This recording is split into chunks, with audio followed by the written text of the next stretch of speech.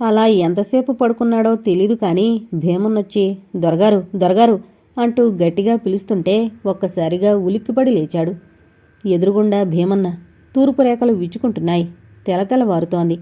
తూర్పు ఎరుపుగా మారుతోంది. సూర్యుడి ఏటవాలు కిరణాలు పొడమిని ముద్దాడుతున్నాయి. ఏం జరిగింది అన్నాడు ఒక్క ఉదుటని లేస్తూ. బాబూ, కొండకావతల మరిచెట్టు దగ్గర కైలాసం శవం ఏలాడుతోందని అందరూ చెప్పుకుంటున్నారు. ఎవరో సంపేసి ఏలాడదీశారని మా ఊరు సహదేవుడుగాడు చెప్పాడు అన్నాడు గాబరాగా. కైలాసాన్ని సంపేశారు అన్న మాట విని ఒక్కసారిగా ఉలిక్కిపడి లేచాడు. మారీచు, డ్రైవర్ రాజుని పిలు అంటూ ఒక్క ఉదుటను లోపలికెళ్ళి మొహం కడుక్కుని డ్రెస్ మార్చుకుని వచ్చాడు శ్రీహర్ష. ఇంతలో డ్రైవర్ రాజు జీపును తీసుకొచ్చాడు. శ్రీహర్ష భీమన్న ఎక్కగానే అది స్పీడ్ అందుకుంది. అరగంట తర్వాత సంఘటనా స్థలానికి చేరుకున్నారు వాళ్ళు. ఎదురుగుండా ఆకాశాన్ని అంటుతూ పెద్ద కొండ. దాని కిందున్న రావి చెట్టుకి పెద్ద తాడుతో వేలాడుతున్న కైలాసం శవం. అప్పుడే మొదటిసారిగా కైలాసాన్ని చూశాడు శ్రీహర్ష. నల్ల ప్యాంటు, ఆకుపచ్చ చొక్కా ధరించున్నాడు. మనిషి పొడవుగా తెల్లగా ఉన్నాడు. చాలాసేపటి క్రితం చనిపోవడం వల్ల నాలుక పొడవుగా బయటకొచ్చి శవం భయంకరంగా కనిపిస్తోంది.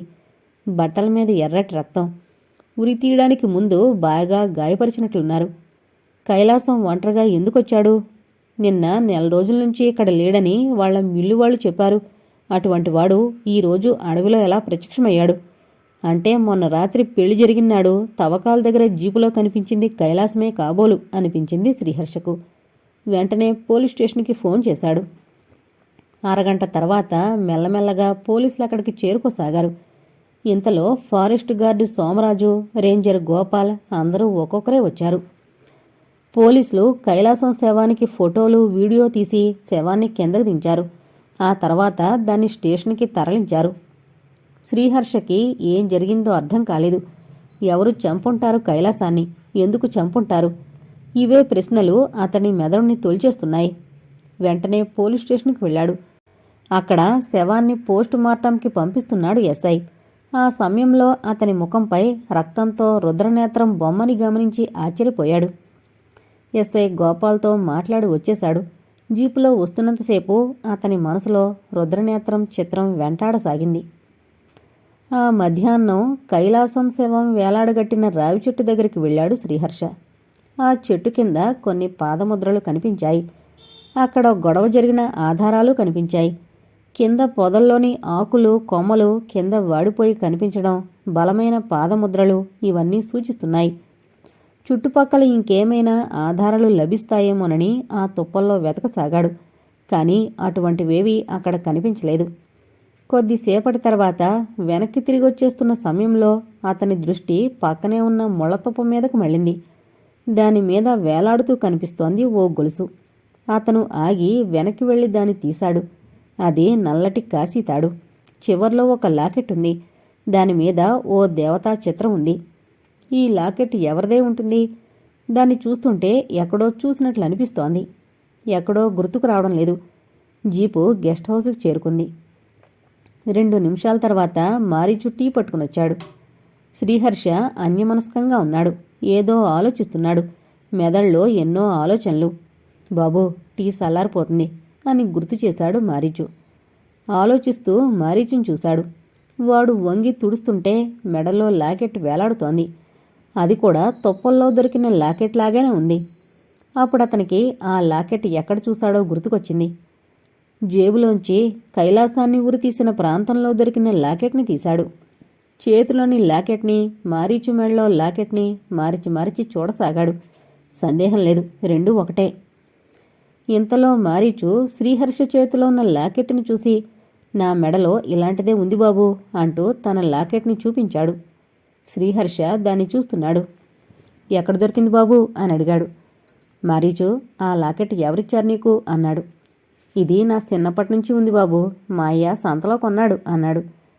ఇలాంటివి సంతలో దొరుకుతాయా అని అడిగాడు. దొరుకుతాయి బాబూ. ఈ లాకెట్ మీద మా అడవి దేవత పోలమ్మ ఫోటో ఉంటుంది. ఇలాంటివి బోల్డ్ దొరుకుతాయి. మా ఊళ్ళందరూ వేసుకుంటారు అన్నాడు మారీచు. కైలాసాన్ని చంపినవాడు ఈ ప్రాంతం గిరిజనుడేనా? అయినా కైలాసాన్ని చంపవలసిన అవసరం ఎవరికుంది? జీపులో పెట్టెల మీద కైలాసం శరీరం మీద ఆ రుద్రనేత్రం బొమ్మలను ఎందుకు ఎవరు వేశారు? ఈ నిధికి కైలాసం హత్యకు సంబంధం ఉందా? రుద్రనేత్రానికి నిధికి ఏమైనా సంబంధం ఉందా? ఈ నిధి వెనక ఎవరున్నారు? ఆలోచనలతో శ్రీహర్షం మస్తిష్కం వేడెక్కిపోసాగింది. ఆ సమయంలో అతనికి గిరిదారి గుర్తుకొచ్చాడు. వెంటనే విశాఖలోని సిఐడి బ్రాంచ్ సర్కిల్ ఇన్స్పెక్టర్ యుగంధర్కి ఫోన్ చేశాడు. నమస్తే, చెప్పండి సార్ అన్నాడు యుగంధర్. శ్రీహర్ష నిధి విషయమై వివరాలన్నీ చెప్పి, మీరొకసారి గిరిదారిని ట్రేస్ చేయాలి. పేరు అతి తక్కువ మందికి ఉండే ఛాన్స్ ఉంది కాబట్టి ఓటర్ లిస్టులు చెక్ చేస్తే దొరికే ఛాన్స్ ఉంది. అతను దొరికితే వివరాలు సేకరించండి, అతని మీద నిఘా పెట్టండి, అవసరమైతే నాతో మాట్లాడండి అంటూ ఫోన్ పెట్టేశాడు. మధ్యాహ్నం లంచ్ టైంలో గోపాల్ వచ్చాడు. మారీచు ఇద్దరికీ భోజనాలు వడ్డించాడు. గోపాల్, ఏంటి విశేషాలు? కేసులో ఏమైనా పురోభివృద్ధి ఉందా అని అడిగాడు. నిన్న కైలాసం శవాన్ని పోస్ట్ మార్టంకి పంపాం. రిపోర్ట్ ఈరోజు వచ్చింది. వీపు వెనక భాగంలో గుండె దగ్గర బలంగా కత్తితో పొడవడం వల్ల చనిపోయాడని డాక్టర్ అభిప్రాయపడ్డాడు. కొన ప్రాణం ఉన్నప్పుడు తాడుతో ఉరివేయడం వల్ల చనిపోయాడని ముగింపులో రాశారు. అది మనం అనుకున్నదే. శవం మీద వేలిముద్రలు కనిపించలేదు అంటే హంతకుడు తెలివైన క్రిమినల్లా ఉన్నాడు అన్నాడు. ఇంతకీ హత్య వెనక ఎవరున్నారో ఏమైనా ఆధారాలు దొరికాయా? శ్రీహర్ష అసహనంతో అడిగాడు. నా ఊహ ప్రకారం ఇక్కడ 3 కలప కాంట్రాక్టర్లున్నారు. గంగారం, జోగీందర్, కైలాసం. వీళ్ల ముగ్గురికి పోటీ. ఒకరంటే ఒకరికి పడదు.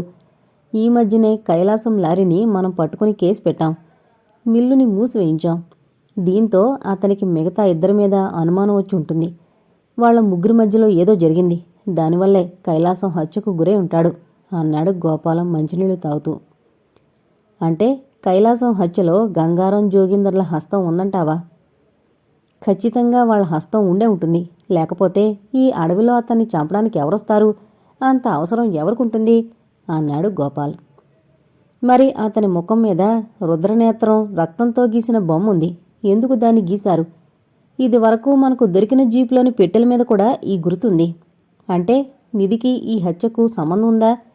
ఇంతకీ ఆ నిధి ఈ అడవిలోనే ఉందా, లేకపోతే ఎక్కడో దాచుంచారంటావా? శ్రీహర్ష గోపాల్ని ప్రశ్నలతో ముంచెత్తాడు. ఆ నిధి ఈ అడవి దాటిపోతే ఈ ముగ్గురు అడవికి రారు. దాన్ని ఈ అడవిలోనే ఎక్కడో దాచారు. దానికోసమే వెతుకుతున్నారు. అందుకే బహుశా ఈ గొడవలు. ఒకవేళ ఇతని హత్యలో వాళ్ళిద్దరి హస్తం లేకపోతే ఎవరో ఇంకొకరి హస్తం ఉండుంటే ఇద్దరి ప్రాణాలకు ప్రమాదం పొంచుంది. వాళ్లు కూడా హత్య కాబడే అవకాశం ఉంది. ఈ అడవిలో ఏదో జరుగుతోంది అన్నాడు గోపాల్ సాలోచనగా. అలాంటప్పుడు జోగీందర్, గంగారంల మీద ఓ కన్నేసి ఉంచడం మంచిది. మన వాళ్ళెవరికైనా ఆ పని అప్పగించండి. మనం ఏ చిన్న అనుమానాన్ని వదలకూడదు. ఏ పుట్టలో ఏ పాముందో అన్నాడు శ్రీహర్ష. తప్పకుండా. నేను మా కానిస్టేబుల్ వీర్రాజుకు ఆ పని అప్పగిస్తాను. వాడు ఇటువంటి విషయాల్లో ఆరితేరినవాడు అంటూ లేచాడు. ఓకే గోపాల్, ఏ విషయమైనా తెలిస్తే నాకు చెప్పండి. Don't leave any small clue అన్నాడు శ్రీహర్ష. కొద్దిసేపు కూర్చుని వెళ్ళిపోయాడు గోపాల్. సాయంత్రం మారీచు తన ఊరికి వెళ్లడంతో భీమన్న టీ తెచ్చిచ్చాడు. బయట వరండాలో హాయిగా ఉంది. చల్లటి గాలి వీస్తోంది. గెస్ట్ హౌస్ ఆవరణలో 2 కుందేళ్లు ఆడుకుంటూ కనిపించిన దృశ్యం వీణుల విందుగా ఉంది. భీమన్న వెళ్ళిపోతూ, బాబూ, మొన్న అమ్మగారితో అడవిలోకి వెళ్ళినప్పుడు 2 శివుడి గుళ్ళు కొండ మీద కనిపించాయి. ఆ 2 గుళ్ళ మీద మనం ఆ రోజు పెట్టెల మీద చూసిన శివుడి కన్ను ఎర్రగా ఏసుంది అన్నాడు. ఎక్కడున్నాయి ఆ గుళ్ళు? ఇక్కడికి ఎంత దూరం ఉంటుంది అని అడిగాడు శ్రీహర్ష. 5 కోసులుంటది బాబు, జీపులో వెళ్ళొచ్చు. రేపు ఉదయాన్నే అక్కడికి వెళదాం అన్నాడు హర్ష. ఉదయాన్నే యుగంధర్ నుంచి ఫోన్ వచ్చింది. సార్, మీరు చెప్పినట్టు ఓటర్ల లిస్టు, టెలిఫోన్ డైరెక్టరీ ద్వారా గిరిధర్ని కనుక్కున్నాను. అతనికిప్పుడు 80 ఏళ్లు, బాగా రుద్దుడు. అతన్ని ఈ నిధి విషయమే అడిగితే అప్పట్లో తను పురావస్తు శాఖలో పనిచేసిన మాట నిజమే, కానీ ప్రభుత్వం అంగీకరించకపోవడంతో తాను ఆ పరిశోధనలు ఆపేశానని, ఆ తర్వాత ఉద్యోగం మానేసి అమెరికా వెళ్ళిపోయి 2 ఏళ్ల క్రితమే వచ్చానని, తాను ఎప్పుడూ దండకారణ్యంలోకి వెళ్లలేదని, రుద్రనేత్రం ఏమిటో తనకు తెలియదని చెప్తున్నాడు అన్నాడు యుగంధర్. అతను చెబుతోంది నిజమేనని గ్యారంటీ ఏమిటి? శ్రీహర్ష ప్రశ్నించాడు. నేను అతన్ని స్టడీ చేశాను సార్. అతని పిల్లలందరూ అమెరికాలో ఉన్నారు. అతని గురించి చుట్టుపక్కల చాలామందిని అడిగితే వాళ్లంతా అతను మంచివాడని, ఒకరి ఊసు అక్కర్లేద్దని, ఈ మధ్యనే వచ్చాడని చెబుతున్నారు అని చెప్పాడు. ఓకే యుగంధర్, అవసరమైతే మిమ్మల్ని పిలుస్తాను అని చెప్పి ఫోన్ కట్ చేశాడు. ఉదయం 10 గంటలైంది. జీపు ఘాట్ రోడ్లో వెళుతోంది. కొంచెం దూరం వెళ్ళిన తర్వాత రోడ్డు ఇరుకుగా మారడంతో జీపుని అక్కడే ఆపి నడుచుకుంటూ బయలుదేరారు శ్రీహర్ష, గోపాల్, భీమన్న. భీమన్న, నిన్న కైలాసాన్ని వేలాడదీసిన చెట్టు దగ్గర ఒక లాకెట్ దొరికింది. అది మారీచు మెళ్ళలోని లాకెట్లాగే ఉంది. ఇక్కడ ఇలాంటివి వేసుకుంటారా అని కొండవాలులో నడుస్తూ అడిగాడు. నా చిన్నప్పుడు వేసుకునేవాళ్ళు ఇప్పుడెవరూ ఏడెళ్ళెద్దోరా అన్నాడు. మారీచు ఆ రోజు ఎక్కడున్నాడు? ఆడు గెస్ట్ హౌస్ దాటి ఆడికి వెళ్ళడు. ఆడు అమాయకుడు బాబు. 10 రోజుల క్రితం అనుకుంటాను ఆళ్ళూరెళ్ళాడు అన్నాడు భీమన్న. కొద్ది దూరం వెళ్లగానే కొండవాలు ఎక్కువైంది. అక్కడి నుంచి కర్ర సాయంతో కొండెక్కారు. కొండ మీదకి ఎక్కడానికి చాలాసేపు పట్టింది. మధ్య మధ్యలో ఆగుతూ ఆయాసం తీరాక నడుస్తూ కొండపైకి చేరుకునేసరికి మధ్యాహ్నం 1 గంట అయింది. అక్కడి నుంచి చూస్తే శివాలయం కనిపిస్తోంది. దగ్గరగా వెళ్లి చూస్తే అది పాడుబడిపోయి శిథిలమై కనిపించింది. అదొక చిన్న గుడి. గోడలన్నీ కూలిపోయున్నాయి. లోపల శివలింగం లేదు. దాని బయట రుద్రనేత్రం ఎర్రటి రంగుతో వేసుంది. దాన్ని భీమన్న శ్రీహర్షకు చూపిస్తూ, దీని గురించే బాబు మీకు నేను చెప్పింది అన్నాడు భీమన్న. గోపాల్, గమనించావా? ఆ రోజు పెట్టెల మీద, నిన్న కైలాసం ముఖం మీద, ఇప్పుడు ఇక్కడ అన్ని చోట్ల ఒకేలా రుద్రనేత్రం బొమ్మలు. దీనిలో ఏదో రహస్యం ఉండే ఉంటుంది. ఏమంటావ్ అన్నాడు. మీరు చెప్పింది 100 పాళ్ళు నిజం. ఈ అడవిలో ఏదో జరుగుతోంది. దాన్ని మనం కనిపెట్టాలి. ఇంకో వారం 10 రోజుల్లో కొన్ని విషయాలు బయటకు రావచ్చు అన్నాడు గోపాల్. అది తెలియాలంటే మనకి ఏదో ఆధారం దొరకాలి. ఈలోగా ఇంకెన్ని హత్యలు జరుగుతాయో. కైలాసం ఆ రోజు ఆ తవ్వకాల ప్రదేశంలో కనిపించడం, తర్వాత హత్యకి గురవడం, దానివల్ల ఈ హత్యకు, ఆ తవ్వకాలకు, ఈ రుద్రనేత్రంకు ఏదో సంబంధం ఉందని అనిపిస్తోంది. కానీ ఏమిటా లింక్? అది తెలుసుకోవాలి. అప్పుడే ఆ రహస్యం తెలుస్తుంది అన్నాడు శ్రీహర్ష. మావాడు జోగీందర్ గంగారం మీద కన్నేసుంచాడు. వాళ్ల రహస్యం వెలికి తీసే పనిలో ఉన్నాడు. అప్పుడు రహస్యం ముడి విడుతుంది. పదండి, 3 అవుతోంది. కిందకు వెళ్లేసరికి చీకటి పడిపోవచ్చు అంటూ వెనుతిరిగాడు గోపాల్. ఏదో ఒకటి చెయ్యాలి, లేకపోతే మనం ఇక్కడికొచ్చిన పర్పస్ ఫ్రూట్ఫుల్ అవదు అన్నాడు శ్రీహర్ష. ముగ్గురూ కలిసి కిందకు దిగడం మొదలుపెట్టారు. గంట తర్వాత జీపు దగ్గరికి చేరుకున్నారు. రాత్రి 10 గంటలైంది. జోగీందర్ కర్రల మిల్లు. ఆ ఆవరణంలోనే జోగీందర్ గెస్ట్ హౌసు. అతను విశాఖపట్నం నుంచి అప్పుడప్పుడు వస్తుంటాడు. ఈ మధ్య 15 రోజుల నుంచి అతను అక్కడే ఉన్నాడు. ఆ సమయంలో ఒక జీపు మిల్లు ఆవరణలో ప్రవేశించింది. అది తిన్నగా వెళ్లి గెస్ట్ హౌస్ ముందు రాగింది. దూరంగా మిల్లు శబ్దం తప్ప అడవంతా నిశ్శబ్దంగా ఉంది. ఆ జీపులోంచి గంగారం దిగాడు. అతనే స్వయంగా జీపుని నడుపుకుంటూ వచ్చాడు. గబగబా నడుచుకుంటూ లోనికి వెళ్ళాడు. అప్పటికే జోగీందర్ మందు బాటిళ్లు ముందేసుకుని సేవించడం మొదలుపెట్టాడు. మత్తు మొదలైంది. ఆ సమయంలో వచ్చిన గంగారాంని చూడగానే ఒక్కసారి మత్తు వదిలింది. ఏం గంగారాం, ఫోన్ చేయకుండా వచ్చావేం అన్నాడు. అతని మాటలు ముద్దగా వస్తున్నాయి. ఏం, రాకుండా సమయంలో వచ్చానా, లేక నీకు చెప్పకుండా రాకూడదా అన్నాడు గంగారం వెటకారంగా. అదేం లేదు, చెప్పొస్తే నీకన్ని ఏర్పాట్లు చేసేవాణ్ణి. ఎప్పుడు ఇక్కడికొచ్చినా నన్ను పిలిచేవాడివి.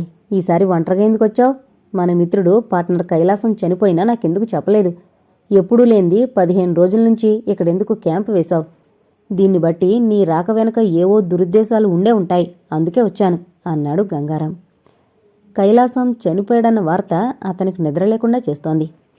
గంగా, నీకు నోటి దురుస్తానం ఎక్కువైంది. ఇక్కడ మిల్లులో సమస్యలు ఎక్కువయ్యాయి. అయినా కైలాసం మనం దాచిన బంగారాన్ని కనుక్కోలేకపోయాడు. ఆ రోజు తవ్వకాల్లో దొరికిన బంగారాన్ని ఎలాగైనా తీసుకెళ్ళిపోదామంటే మీరే వద్దన్నారు. ఇప్పుడు దాన్ని ఎక్కడ దాచామో తెలియడం లేదు. మనం దాచిన దగ్గర అది లేదు. ఇవన్నీ చూస్తుంటే ఇందులో ఏదో మర్మం ఉన్నట్లు కనిపిస్తోంది. జోగీందర్ కోపంగా అన్నాడు. ఏమిటి మర్మం జోగీందర్? జీపుని నేను డ్రైవ్ చేస్తానంటే వద్దని నువ్వు చేశావు. ఘాట్ రోడ్లో అంత వేగంతో వెళ్లొద్దనంటే వినకుండా జోరుగా పోనిచ్చి ప్రమాదానికి గురి చేశావు. లోయలో పడ్డ జీపులోంచి అదృష్టవశాత్తు ముగ్గురం బయటపడ్డాం. పోనీ ఆ బంగారాన్ని ఎలాగైనా రోడ్డుకి తెచ్చి మనతో పాటే విశాఖపట్నం పట్టుకెళ్ళిపోదామంటే వద్దని దాన్ని ఇంకో దగ్గర పాతి పెట్టించావు. ఇప్పుడు చూడు, మనం ఎక్కడ దాచామో అక్కడ లేదని కైలాసం చెప్పాడు.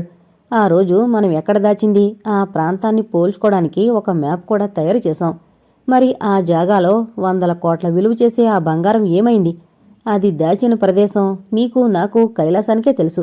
అటువంటిది ఆ బంగారం ఏమైంది? కైలాసం ఆ బంగారం అక్కడ లేదు అని నాకు ఫోన్ చేసి చెప్పినప్పుడు నాకు మతిపోయింది. ఎంతో కష్టపడి ఆ నిధిని తవ్వాం. ఎన్నో సంవత్సరాల నుంచి ప్రభుత్వ అధికారులకు దొరకని నిధిని మనం చేజిక్కించుకున్నాం. అలాంటిది మనకు కాకుండా పోతుంటే బాధవేదా? కైలాసం ముఖం మీద రుద్రనేత్రం వేసుంది. అంటే ఖచ్చితంగా అతని చావుకి ఆ దొరికిన నిధికి సంబంధం ఉండే ఉంటుంది. దాన్ని తవ్వి తీసింది మన ముగ్గురమే. అతన్ని చంపాలంటే నువ్వో నేనో తప్ప ఇంకెవరికి అవకాశం లేదు అన్నాడు గంగారం లేచి నిలబడుతూ. గంగారం, నీ హద్దులు మీరు మాట్లాడుతున్నావు.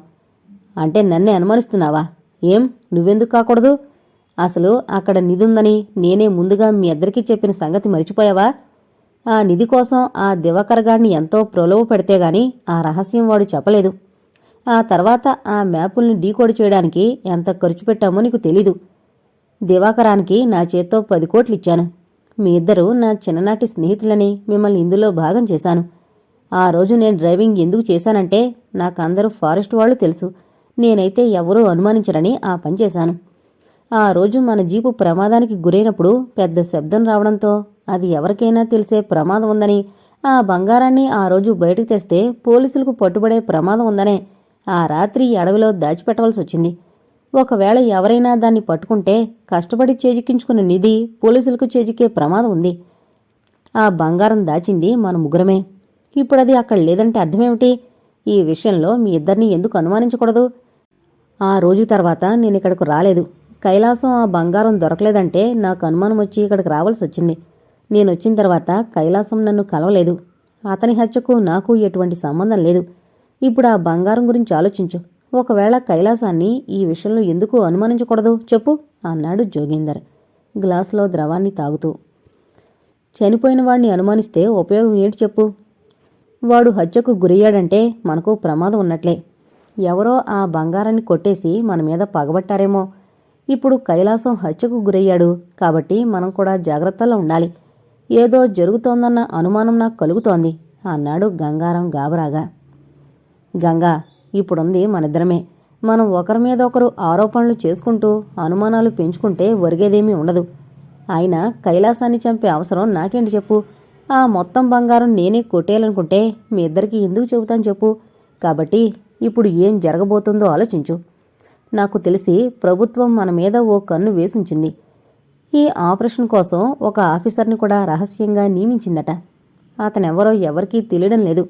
వాడేమైనా చాప కింద నీరులా మనకి తెలియకుండా మన గుట్టు తెలుసుకుంటున్నాడా అన్న అనుమానం కలుగుతోంది. అందుకే ఇక్కడికొచ్చి అన్ని కూపీలు లాగుతున్నాను. శ్రీహర్ష అన్న పోలీస్ ఆఫీసర్ 4 రోజుల నుంచి ఈ అడవిలోనే తిష్టవేసి అన్ని వివరాలు సేకరిస్తున్నట్లు తెలుస్తోంది. కాబట్టి మనం జాగ్రత్తగా ఉండాలి. ఒకవేళ దీని వెనకాల దివాకర హస్తం ఎందుకు ఉండకూడదు? వాడికి బంగారం దొరికితే 20 కోట్లు ఇస్తామని చెప్పి 10 కోట్లు అడ్వాన్స్ మాత్రమే ఇచ్చాం. ఆ కోపంతో వాడే పోలీసులకి చెప్పుండొచ్చు. లేకపోతే ఇంకెవరితోనైనా చేతులు కలిపి ఆ బంగారం చేజిక్కించుకున్నాడేమో. ఏదైనా జరుగుండొచ్చు. నువ్వు చెప్పినట్లు మనం ఇక మీదట జాగ్రత్తగా ఉండాలి. ఎవరో మనల్ని నీడలా వెంటాడుతున్నారనిపిస్తోంది. కాబట్టి నువ్వు అనవసర అనుమానాలు ఏవీ పెట్టుకోకుండా జరగబోయేదాని గురించి ఆలోచించు. నన్ను కలవడానికొస్తే మనకే ప్రమాదం అన్నాడు జోగిందర్. నాకు అలాగనిపిస్తోంది. మన వెనక ఏదో జరుగుతోంది. ఇంకా ఇక్కడికి రాను. నువ్వు కూడా ఆ బంగారం ఎక్కడ దాచామో గుర్తు చేసుకో. అసలు మ్యాపు నీ దగ్గరే ఉంది కదా. నీ చేతులతో నువ్వే దాన్ని గీసావు. అందులో అన్ని గుర్తులు దారులు రాసావు కదా. ఇప్పుడు ఏమైందో ఆలోచించు. వెళ్లే ముందు ఓ చిన్న మాట. మాకు అన్యాయం చెయ్యాలని చూడకు. అది నీ మెడకే చుట్టుకుంటుంది. మోసం తాత్కాలికంగా గెలిచినా చివరకు ముంచేస్తుందన్న విషయం మర్చిపోకు. వస్తాను అన్నాడు గంగారం బయటకు నడుస్తూ. ఫారెస్ట్ గెస్ట్ హౌస్లోని హాలు. ఒక్కసారిగా టీవీ స్క్రీన్ ఆగిపోయింది. హాల్లో లైట్లు వెలిగాయి. అక్కడ శ్రీహర్ష, గోపాల్ ఉన్నారు. ఈ వీడియో చూసిన తర్వాత మీకు స్పష్టత వచ్చుంటుంది. ఈ వీడియోను రహస్యంగా పెన్ కెమెరాని జోగేంద్ర గెస్ట్ హౌస్లో అమర్చి జోగేంద్ర గంగారాంల సంభాషణని రికార్డు చేయించాను. మొన్న మా కానిస్టేబుల్ని ఈ పని కోసం పురమాయించాను అని మీకు చెప్పాను. గుర్తుండే ఉంటుంది. అతను ఆ మిల్లులోని డ్రైవర్ని పట్టుకుని వాడి ద్వారా గెస్ట్ హౌస్ తలుపులు తీయించి ఆ కెమెరాలు పెట్టించి రికార్డు చేయించాడు. దీనివల్ల జోగీందర్, గంగారం, కైలాసాలకుండే సంబంధం, ఆ నిధి గురించిన సమాచారం అంతా తెలిసింది. ఈ వీడియోను బట్టి ఆ నిధి ఆ ముగ్గురు దండకారణ్యంలోంచి తెచ్చి ఈ అడవిలో ఎక్కడో దాచినట్లు తెలుస్తోంది అన్నాడు గోపాల్ శ్రీహర్షతో. శ్రీహర్ష చాలాసేపు మౌనం దాల్చాడు. ఈ వీడియోతో చాలా వరకు క్లారిటీ వచ్చింది. కానీ అసలు విషయాలు, ఆ నిధి ఎక్కడుంది, కైలాసాన్ని ఎవరు ఎందుకు చంపారు, లేక ఎవరైనా పట్టుకెళ్ళిపోయారా, ఆ విషయాలు తెలియాలి అన్నాడు హర్ష. అవును, కానీ గంగారం, జోగేందర్ల మాటలు వింటుంటే ఆ నిధి ఎక్కడ దాచారో వాళ్ళు కనుక్కోలేకపోయారని తెలుస్తోంది. లేకపోతే వీళ్లల్లో ఎవరైనా దాన్ని కొట్టేసి మిగతా ఇద్దరినీ చంపేద్దామని అనుకునుండొచ్చు. కైలాసం హత్య చూస్తే అలా కూడా అర్థం చేసుకోవచ్చు అన్నాడు సాలోచనగా గోపాల్. గోపాల్, ఓ విషయం నాకు ఆశ్చర్యం వేస్తోంది. మనం ఎప్పుడూ ఊహించని దివాకర్ పేరు ఈ కేసులో వినిపించడం గొప్ప ట్విస్టు. నేను గిరిదారిని అనుమానించాను కానీ దివాకర్ని అనుమానించలేదు. ఇందులో అతని పాత్ర ఎంతో తెలుసుకోవాలి. ఇదో కొత్త కోణం. డబ్బు ఎంత పనైనా చేస్తుంది అనడానికి దివాకర్ ఉదాహరణ. అతన్ని మనం ఈ వల్లోకి లాగాలి. ఇన్నాళ్ళు అతను అవుట్ ఆఫ్ ది నెస్ట్. ఇప్పుడు కాదు. ఈ చక్రవ్యూహంలో ఇంకెంతమంది ఉన్నారో శ్రీహర్ష ఆలోచిస్తూ చెప్పాడు. ఆ తర్వాత గోపాల్ వెళ్ళిపోయాడు. అర్ధరాత్రి చీకట్లో ఒక జీపు వెళుతోంది. ఆ రాత్రిపూట దాని శబ్దం తప్ప అడవంతా నిశ్శబ్దంగా ఉంది. దానికి కిలోమీటర్ దూరంలో ఇంకో జీపు ఆగుంది. దాని డ్రైవింగ్ సీట్లో గంగారం ఉన్నాడు. తన జీపు లైట్లాపి ముందు జీపులో వెళుతున్న వ్యక్తికి అనుమానం రాకుండా జాగ్రత్త పడ్డాడు గంగారం. ఆ జీపు కొంచెం దూరం వెళ్ళిన తర్వాత ఇంకో ఇరుకు రోడ్డులోకి మళ్ళింది. 5 నిమిషాల తర్వాత గంగారం కూడా అక్కడికి చేరుకుని జీపుని ఆ రోడ్లోకి మళ్లించాడు. రాను రాను ఆ జీపు వేగం తగ్గింది. కొంచెం దూరం వెళ్ళిన తర్వాత జీప్ ఆగి అందులోంచి ఒక వ్యక్తి దిగాడు. తర్వాత టార్చ్ లైట్ వెలిగించి కొండెక్కడం ప్రారంభించాడు. గంగారం దూరం నుంచి జీపులో కూర్చుని అతన్ని గమనిస్తున్నాడు. అతను దిగి వెళ్ళిపోగానే గంగారం జీపు దిగి నడుస్తూ ముందు జీపు ఆగిన ప్రదేశానికి చేరుకున్నాడు. అక్కడి నుంచి చూస్తే ఆ వ్యక్తి ఎదురుగా ఉన్న కొండెక్కుతున్న దృశ్యం టార్చ్ లైట్ వెలుగు వల్ల తెలుస్తోంది. గంగారం దూరం నుంచే ఆ జీపుని గమనించాడు. జీపులో ఎవరూ లేరు. అంటే ఆ వ్యక్తి ఒంటరిగా వచ్చినట్లు తెలుస్తోంది. జీపు నెంబర్ని టార్చ్ వేసి చూశాడు. ఆ తర్వాత దగ్గరలోని చెట్టు దగ్గర నుంచి బైనాకులర్ తీసి ఆ కొండెక్కిన వ్యక్తిని గమనించసాగాడు. రాను రాను ఆ వ్యక్తి కొండ మీదకి ఎక్కడం తెలుస్తోంది. కొంతసేపటికి అతను ఆ కొండ మీదకు చేరుకున్నాడు. ఆ తర్వాత వెలుగు కనిపించడం లేదు. అంతా చీకటి. ఒక అరగంట దాకా గంగారం ఓపిగ్గా ఆ కొండని చూస్తూ కూర్చున్నాడు. ఆ తర్వాత వెలుగు మళ్లీ కనిపించింది. అది రాను రాను కిందకు ప్రసరిస్తూ కదులుతోంది. ఆ వ్యక్తి బహుశా కిందకు దిగుతున్నట్లు ఊహించాడు గంగారం. అలా ఆ వెలుగు కొండ కిందకొస్తూ అరగంట తర్వాత కిందకు చేరుకుంది. ఆ వ్యక్తి టార్చ్ ఆపి జీపెక్కి దాన్ని స్టార్ట్ చేశాడు. ఆ తర్వాత ఆ జీపు మెల్లగా వెళ్ళిపోయింది. అప్పటిదాకా చెట్టుచాటునున్న గంగారం ఆ జీపు దూరం వెళ్ళిన తర్వాత నడుచుకుంటూ తన జీపు ఆపిన ప్రదేశం దగ్గరకొచ్చి జీపుని స్టార్ట్ చేశాడు. ఆ తర్వాత జీపులో ఇంటికి చేరుకున్నాడు గంగారం. గంగారాంకి ఇప్పుడు జోగేంద్ర మీద అనుమానం మరింత బలపడింది. ఆ జీపు నెంబర్ జోగేంద్రది. అంటే అందులో ఉన్నది జోగీందర్ అని అర్థమైంది. అతను అనుకున్నట్లే జోగీందర్ బయటకొచ్చాడు. ఎందుకు జోగీందర్ అంత రాత్రిపూట ఆ కొండ దగ్గరకు వెళ్ళాడు? తనకి తెలిసి ఆ ప్రాంతానికి ఆ రోజు రాలేదు. ఈ దారి పూర్తిగా కొత్త. ఇది జోగీందర్ తమకిచ్చిన మ్యాప్లో లేదు. మరిప్పుడు ఈ ప్రాంతానికి ఎందుకు జోగీందర్ వచ్చాడు? గంగారాంకి ఆలోచనలతో మెదడు వేడెక్కసాగింది. తామిద్దరికీ తెలియకుండా నిధి దాచిన ప్రదేశాన్ని జోగీందర్ నిన్న రాత్రి వెళ్లిన కొండ మీదకు తరలించుంటాడని అతనికి అర్థమైంది. బహుశా కైలాసం హత్య కూడా అతనే చేయించి ఉంటాడు అన్న అనుమానం గంగారాంకి ఇప్పుడు బలపడసాగింది. గంగారం ఆ మర్నాడు ఉదయాన్నే నిన్న రాత్రి వెళ్లిన కొండ ప్రాంతానికి బయలుదేరాడు. జీపు నిన్న రాత్రి జోగీందర్ ఆపిన ప్రదేశంలో ఆపి కొంచెం దూరం నడిచి కొండెక్కసాగాడు. గంగారం కదలికల్ని గమనిస్తున్న శ్రీహర్ష, గోపాల్ తాము కూడా ఇంకో జీపులో అతన్ని అనుసరించసాగారు. గోపాల్, ఇంత ఉదయాన్నే గంగారం ఇక్కడికొచ్చాడేమిటి అన్నాడు శ్రీహర్ష జీపు దిగుతూ. సార్, జోగీందర్ గంగారాంల దగ్గర మన కానిస్టేబుల్ని మఫ్టీలో ఉంచాను.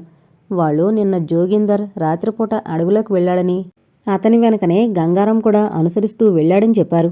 అప్పుడు నాకు అనుమానం వచ్చింది. వీళ్ళిద్దరి మధ్య ఏవో అనుమానాలు తలెత్తినట్లున్నాయి. బహుశా ఆ నిధిని జోగీందర్ వాళ్ళిద్దరికీ తెలియకుండా వేరెక్కడో దాచేసి ఉండొచ్చు.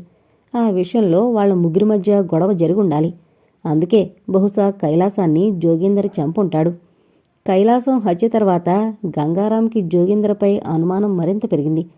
అందుకే నిన్న రాత్రి అతన్ని వెంబడించి అతను ఎక్కడికి వెళ్ళింది తెలుసుకునుంటాడు. వీడిప్పుడు బహుశా ఆ ప్రదేశానికి వెళుతుండొచ్చు. అందుకే మిమ్మల్ని పిలిచాను అంటూ తను కూడా జీపుని రోడ్డువారు చెట్టు పక్కనాపి జీపు దిగాడు. శ్రీహర్ష కూడా బైనాక్యులర్స్ పట్టుకుని దిగాడు. ఆ తర్వాత వాళ్ళిద్దరూ ఆ కొండవైపు నడవడం మొదలుపెట్టారు. సూర్యోదయం అవుతోంది. తూర్పంతా వెలుగురేఖలు పరుచుకుంటున్నాయి. అడవి మేల్కుంటుంది. ఎక్కడ్నుంచో గండు కోకిళ్ల స్వర మాధుర్యాలు, పిచ్చుకల కిచకిచలు, పావురాల కోకోవలు, ఆ సుప్రభాతంలో ఆ పక్షుల కోతలు కీరవాణి రాగాన్ని తలపిస్తున్నాయి. కొండవాలులో సిల్వర్ ఓక్ చెట్ల మధ్య నుంచి ఏటవాలుగా కిరణాలు పడుతున్నాయి. ఆ దృశ్యం ఎంతో ఆహ్లాదకరంగా అనిపించింది శ్రీహర్షకు. అంత అందమైన ప్రకృతిని అతనిప్పుడూ చూడలేదు. ఆ అందమైన దృశ్యాలను, పక్షుల్ని తన డిజిటల్ కెమెరాలో బంధించసాగాడు. ఇంతలో నీలాకాశంలో ఒక మల్లెపూల దండల తెల్లటి కొంగలబారు ఎగురుతూ కనిపించింది. మొత్తానికి ఆ ప్రత్యూషపు వేళ అక్కడి వన సౌందర్యం చాలా ఆహ్లాదకరంగా ఉంది. అలా ప్రకృతిని ఆస్వాదిస్తూ నడవసాగాడు శ్రీహర్ష. గోపాల్ ముందు వెళుతున్న గంగారాంని గమనిస్తూ కొండెక్కడం మొదలుపెట్టాడు. అతని వెనక శ్రీహర్ష. అరగంట తర్వాత గంగారాం కొండెక్కాడు. అతనికి కొద్ది దూరంలో గోపాల్, శ్రీహర్ష అతన్ని చూస్తూ నిలబడ్డారు. కాని ఎంతసేపటికి అతను రాకపోవడంతో గోపాల్కి అసహనం మొదలైంది. గంగారం కొండమీద ఏం చేస్తున్నాడు? నిన్న జోగీందర్ ఇదే ప్రాంతానికి వచ్చినట్లుంది. అంటే బహుశా ఈ ప్రాంతంలోనే నిధి దాచాడేమో. ఆ రోజు జీపు ప్రమాదానికి గురైన తర్వాత ముగ్గురూ కలిసి ఆ బంగారాన్ని దాచి ఉండాలి. అప్పుడు ఆ ప్రదేశం గురించి ముగ్గురికి తెలుసుండాలి.